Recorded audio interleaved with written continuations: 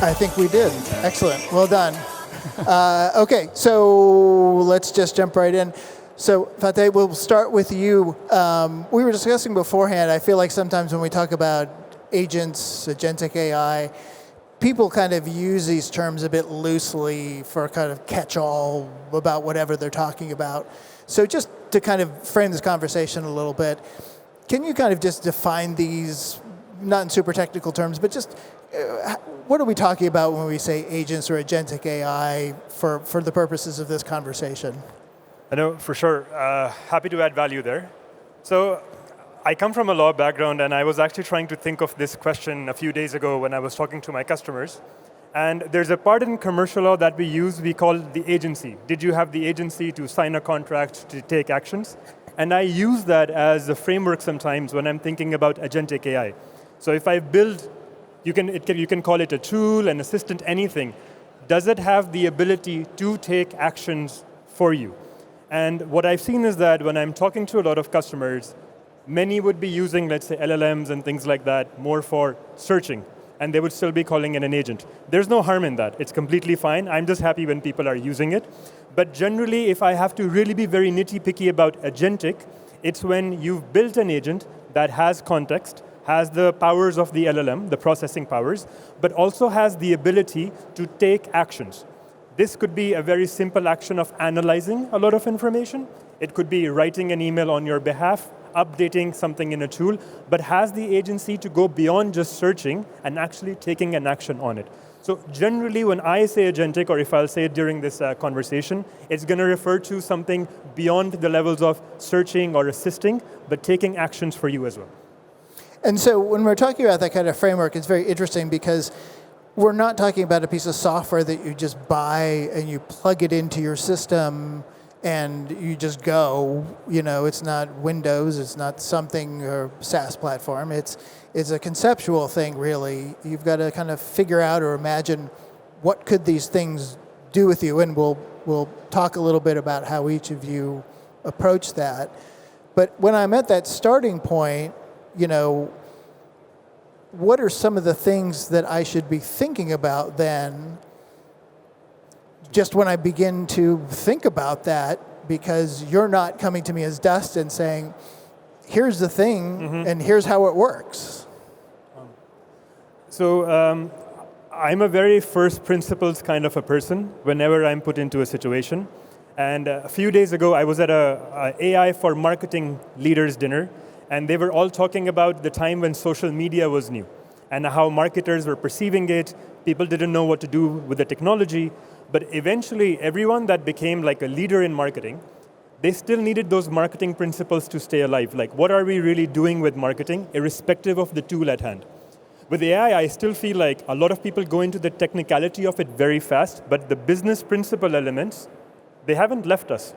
If you get access to a tool that has very strong processing, the first thing I want to think about is, what are some of the immediate things that I can have an impact? And that can start really, really small. Something that would take you 30 minutes, can you try to bring it down to 15, to 20? Ideally manual work, but never forget the business principles that you were already doing the day before AI came into the picture. Carry that on, and that's how I would usually start. Okay, so David, let's start with you then. For DOCTOLIB, in terms of where you were at the beginning, what interested you in the potential of agents? Where were you, and what got you interested in looking at this as something that could potentially be of use for DOCTOLIB? So, hi everyone. So so the idea, so DOCTOLIB clearly it's positioned as the AI French tech as a main feature for the product of DOCTOLIB itself. But in a meanwhile, we want to assess and to improve the usage for users within the company. And we started with a very scattered initiative for all Will employees with several tools with issue with governance, security, and consistency. So we decided to grab up everything up in one platform. And this is where that's coming into the landscape. But that was the initial thought, how we can gather everyone to use the same platform securely and with a large self-service a playground to play with AI and self-service for our employees. Now, Orlane, you come at this at a bit different side. So tell us just a bit about your company, ARKANGE, and what role you play. Yes, sure. So I would say we didn't just implement AI because actually we built ARKANGE around AI from first day, which means we are now a team of 8 people. And this team can produce the same work as a large structure thanks to agents. And I think that's great. We can do a lot of things. And that's it, I think. And Guillaume, just very briefly, can you tell us about your company, what you do, and before agentic, before we get to agents, what kind of AI, if any, were you using? Okay, EVENTIZ is a small business. We have small teams with quite traditional method of works, and we wanted to improve productivity of our team and maintain highly quality information because we are a press group and we organize to a lot of events. So ARKANGE trained us to use Dust, Yes. and benefits are quite obvious. Okay, so when we get into the initial uses, we've heard a lot of talk about ROI, measuring success cases. So I'll come back to each of you in a moment, but when you start to see people first do implementations like this, how do you help them, or how should they think about measuring progress or impact or ROI in terms of determining whether they're making progress or success? Because again, it can be very open-ended, and there can be a lot of different ways to think about what you're achieving. No, for sure. I think with 99% of my customers, at some point we need to have the discussion of ROI. And I think in the AI space, it's been very hard for people to define it. But Dust as a platform that enables that, I think 3 weeks ago, this conversation would very much be about, so imagine if David is doing one task, it's taking him 1 hour, and he has 5 people doing it with him. Now it's taking him 5 minutes. We would be measuring that, and we would be like, hey, so this is the enhanced productivity that your team has achieved with this particular agent, right? And I think we were going into the depth of this. Eventually, we also started seeing that there was people needed more depth to this argument too. Productivity is great. What does that productivity do? And I'm sorry, David, I'm going to keep coming back to you as an example for this, but it's like, so imagine if David is saving 5 hours now, is David having a longer lunch? Is David taking a day off? And that's completely fine as long as that is enabled to an OKR that your company has. So I was talking to Orlane a few days ago, and she showed me her company presentation, and I saw a slide, which is like the 8 of them and like a swarm of AI agents around them. So for me, it's like, okay, so if you have more AI agents, even with a much smaller team, you're able to scale way faster. So that means more revenue, you're able to do a lot more things. That is the new ROI that is being discussed now. And I think it's important because when you talk about AI bubbles or things like that, it's important to have very direct, concrete metrics that tell you if a platform is adding value or not. So I'm sure, David, you guys have your own versions of how you work on this. I'd be quite interested, actually, to know, and same for you. David, just to put you on the spot then, Okay, you share let's go. something about that? So let's go. So how we measure that? We have 2 ways today to measure the efficiency of the AI tool. The first thing is, as you said, it's very to measure the time saved. It's a good KPI. But the main one is employee satisfaction, and it's very an adoption level. So for your information, DOCTOLIB is 3,000 employees, and today we can say that we have like a third of the employees are using AI tool every day. So it's massive. So it's like a huge adoption. And by the way, I like the name of the summit, Adopt AI, because it was one of our objectives for 2025 to make sure that employees adopt AI within the company. And so we measure like that. For the moment, usage, time saved when we can, and employee satisfaction. Yes, and I would also say that one of the success metric is also that some people will say they can't go back without their agents. Well, of course they can, but it would be a mental burden. So I think it's the same when we talk about happiness at work, to do more creative work or something that is very important. Guillaume, if I could, can you say a little bit more then about what he was just talking about in terms of then that implementation in the newsroom in terms of productivity and how then your team is feeling about that in terms of the quality or the reception to now that those things are in place? How does the team feel about having those tools? Yeah, it's important to say that the training, it was a few hours, maybe just 3 hours with ARKANGE about Dust. And everybody have adopted the tool because it's very easy to use it. And it's not really KPI, but we publish more articles than the last year, for example. And every journalist daily use it because they can organize a press review, really specifically press review. So for the monitoring of information, it's really better.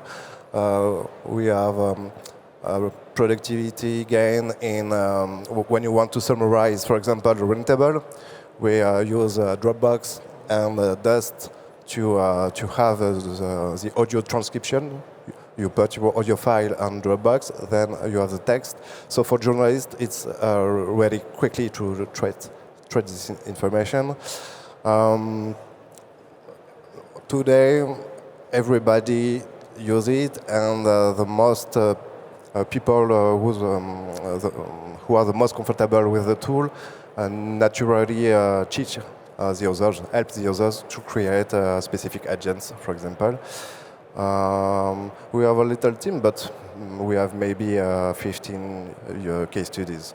So it's not imaginable today to work without this tool. And the next level for us is to be trained, to level up, to improve our skill in the creation of agents, more powerful. If I can just add to that, while I love my KPIs and my ROIs, some of the best feedback, and it kind of validated what we were trying to make with Dust, which was a platform where everyone can use AI without being technical. It's that sometimes when we ask about feedback, how are you feeling about using an agent, people say there's a stickiness. Because now you can actually interact with the tool where the tool is giving you feedback and you have conversations.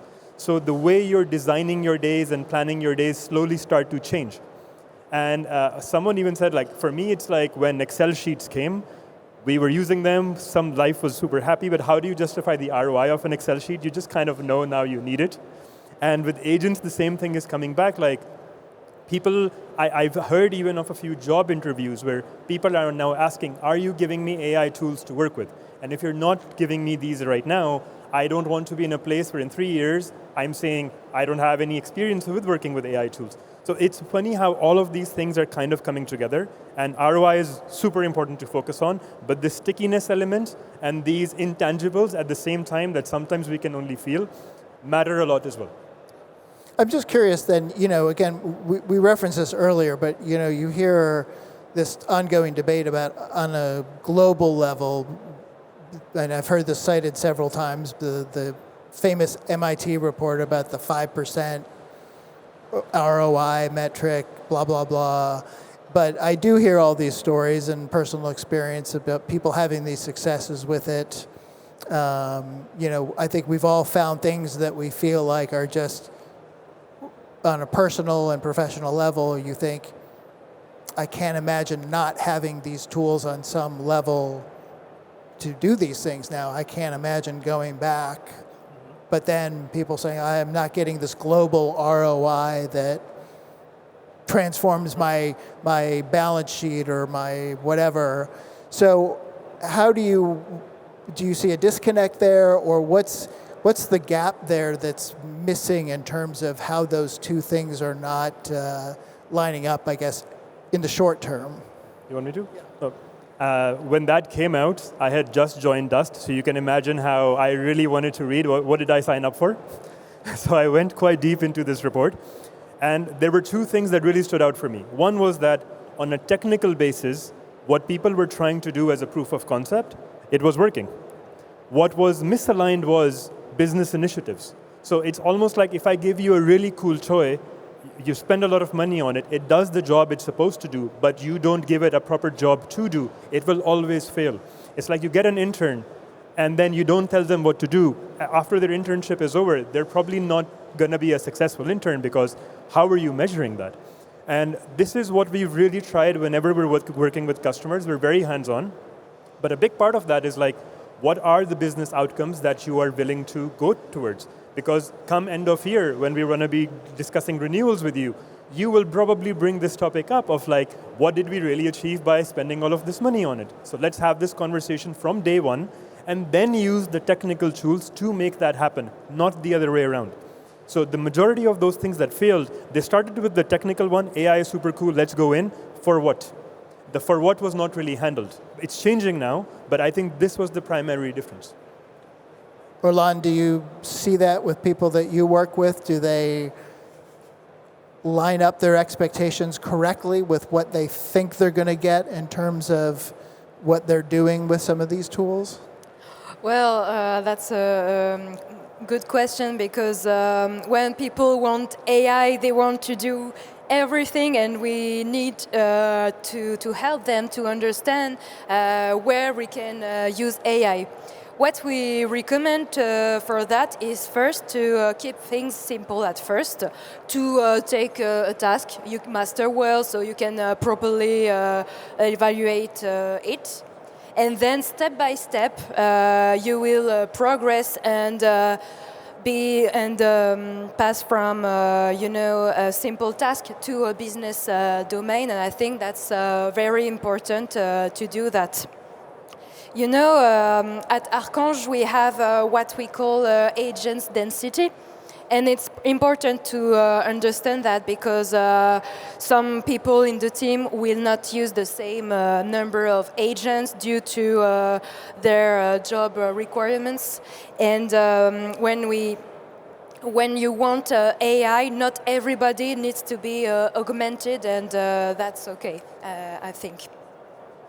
Yeah, you know, I was thinking with DOCTOLIB, of course, and expectations, there was the famous example, I think just last year with Klarna, of course, where they sort of very publicly brag like, oh, we're going to fire all these people or cut all this and save all this money. And I assume no one at DOCTOLIB was like, oh, agentic AI, just CFO comes to you and says, does that mean we can cut 25% of the staff? I mean, nobody was thinking that. Or did you have to manage, look, I'm not saying we're going to cut 50% of our expenses or our headcount, like we're going to start very precisely to see what we can do with this tool and then discover from there.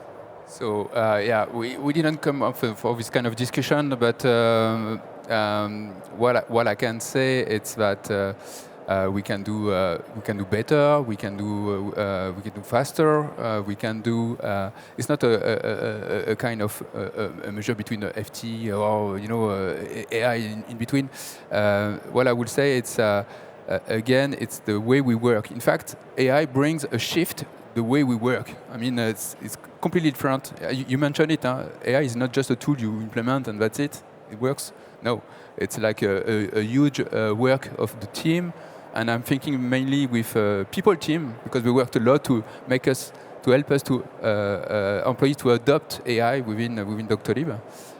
It was a key enabler for that. With training, upskilling, hackathon, communication, to make sure that people were onboarded and adopt AI. And at the end, what we can say is that when we measure satisfaction, we ask the question, the reverse, the Chanelist test score, where we say, if we remove dust or AI tools from your daily work, will you be sad or disappointed? And this is how we get the information that 50% of the employee will be disappointed to not having this tool anymore. And this is what it's quite, after like 10 months of implementation, we see this shift of mindset, way of working, more expertise, faster. Even for me today, just to prepare this presentation, I use AI to structure my ideas and to make sure that I won't forget anything. Okay, I'm going to go one last question, just a little bit over our time here. But one of the other dynamics is interesting that we're talking about here is this idea conceptually of thinking about agentic AI as synthetic colleagues. Again, this is not just a piece of software, you put it in place and then you're on board and it's just kind of off and running. There is a relationship that's kind of ongoing between the human and the machine or the software, and that it's learning and you're teaching it and then you're seeing what it can do. You're training it like you're onboarding a colleague in a sense, and it's becoming smarter. And so back to you, Faateh, like how do you, it's sort of a technical thing, but it's also conceptual, like a mindset. Like how do you start to get your head around that you have to think about this technology in a different way in terms of that relationship and how you evolve with it? So what I've seen is it's a step-by-step process, and we generally, like on a very broad horizon, categorize this in 4 places. So you start by using an AI tool like ChatGPT, etc., and you do search, and the search is really semantic and it helps. Next step is you are add context. I work here, this is my role, help me find this. It becomes more relevant to you. The step after that is, now let's give it tools to take actions. So, okay, I have done the search, you've given me a response, can you send this to David? Can you send this to Orlane? So the agents are starting to do a bit more than before. The step after that is, can agents talk to other agents? If I've built one that is allowing me to do something for marketing, can another agent pass that off to sales? And the 4th step is like, can external things happen outside of systems, like when I receive an email, when I get a ticket, agents automatically do work. So there's stages that you have to cross, and what we always advise people is start from step 1. I think most people now have used GPT, so for me step 1 is now just give agents context and do semantic search with them. Once you start talking to them, you'll start to see how you need to develop these more and more. And many times, the agents also tell you, because you'll ask for something and they'll be like, we don't have access to this, or we don't have this context, can you give us more information? Oh, let's give them more information. But the funny part is, when I joined Dust, I was like, amazing, AI, that means I'm going to be talking to people less. Turns out it's the opposite. I'm talking to people a lot more because I feel like there's a cultural mindset shift that needs to be implemented at the same time. But the good part is, because I have a lot of agents running, I am actually able to spend more time with people because a lot of my manual tasks have kind of gone out the window. Are you at that level with DOCTOLIB where now you've started to think about escalating that sort of, I don't know if autonomy is the right word, but that kind of context, expanding I don't know how you describe that, the levels of autonomy, or how you would describe that? We done the maximum we could to make the maximum of autonomy and expertise, even for, so what we can say, it's, again, it's not just a tool, it's moving very fast actually. There's features not almost every week, but almost. So how we can test them, we can implement them to see the opportunity to use them. It's a moving, extra fast moving tool, if I can say. So this is what is getting interesting. And at the level we are today, we can start to talk about MCPs, so agentics doing things for us. Agentic scheduled. We have some frames, so automatic reporting. We have it's very rich. I mean, it looks like today endless, and it's very exciting to be part of that. Yeah. Poulain, do you have one final thought about that, or you? Well, I think there are a lot of use cases you can do in your company. And you just need to do as Faateh just said, So, yeah. Guillaume, anything else, or? Can you repeat the question, please? Yeah, it's just in terms of your level now, are you thinking about how to broaden your agentic use, or are you at a good level and you're just developing what you can use and exploring that? No, we have basically use of AI. So we need to improve our skill to create other agents. And today we would like to create agents for our ecosystem, for our readers, for example, because the way to inform is evolving. And there is an impact about our business model, because with LLM there is reduction of the traffic on the website, and in my activity we monetize, we sell, monetize audience. So we need to find other way to create other business model and deliver add value services to our readers. Okay, that's a whole other line of questioning, but I'm getting the get off the stage sign from our patient host here, so I'm going to stop there. But can everyone give these guys a round of applause? I know it's been a long day, so thank you for hanging in with us. Thank you all for being here. You did a great job, and enjoy the rest of your evening and the rest of the conference. Thank you very much. Thank you.